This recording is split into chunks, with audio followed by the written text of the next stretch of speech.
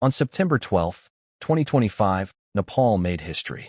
Sushila Karki, a 73-year-old former Supreme Court Chief Justice, was sworn in as the country's first female prime minister. But this milestone comes after one of the deadliest weeks Nepal has seen in decades. Over 50 people were killed, parliament buildings were set on fire in Kathmandu, and the sitting prime minister, Sharma Ali, was forced to resign. So the big question is Nepal entering a new democratic chapter, or is the unrest far from over? Before we dive in, let me know in the comments. Do you think one leader can really fix a broken system? The crisis began last week when Ali's government suddenly banned 26 social media platforms, including WhatsApp, Instagram, and Facebook. The ban was supposed to silence criticism, but it backfired spectacularly. Protests erupted across the country.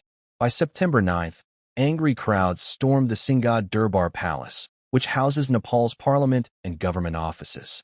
Fires engulfed the building, smoke filled Kathmandu's skies, and riot police clashed with thousands of demonstrators. The human toll was devastating. More than 50 people died in clashes, with 19 killed in just one day. Hundreds were injured. By Monday, the government lifted the social media ban, but it was too late. The protests had become a nationwide movement against corruption and elitism. Under immense pressure, Prime Minister Sharma Ali resigned, leaving a power vacuum at the very heart of Nepal. Into that chaos stepped Sushila Karki. She's no stranger to history. In 2016, she became Nepal's first female Chief Justice of the Supreme Court, known for her integrity and tough stance against corruption.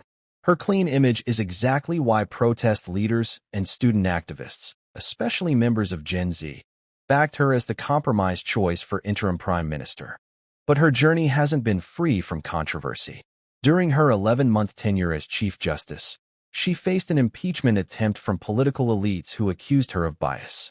Many, however, saw it as retaliation for her bold rulings. Karki comes from a family with close ties to the powerful Koirala dynasty of the Nepali Congress Party. She later married politician Durga Subedi, whose support she credits for her rise from lawyer to the country's highest judge. Now, at 73, she has returned to the political stage with perhaps the toughest assignment of her life: calming a nation in flames. The protests may have been triggered by a social media ban, but the real anger runs much deeper. For years, Nepal's people have accused their leaders of corruption, nepotism, and indifference to the struggles of ordinary citizens.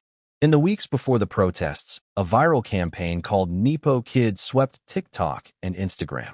It exposed the lavish lifestyles of politicians' children, fancy cars, luxury trips, and parties, while millions of Nepalis struggled with unemployment and poverty.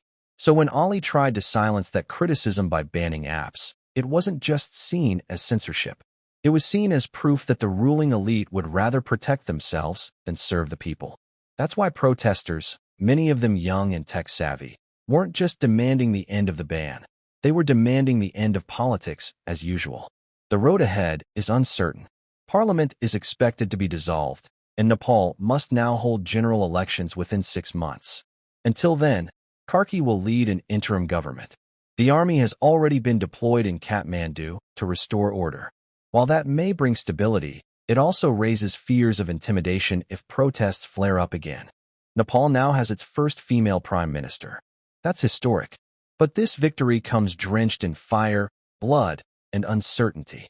Will Sushila Karki be remembered as the leader who steered Nepal toward reform, or as a symbol of hope that couldn't survive the weight of a broken system? Tell me in the comments what you think.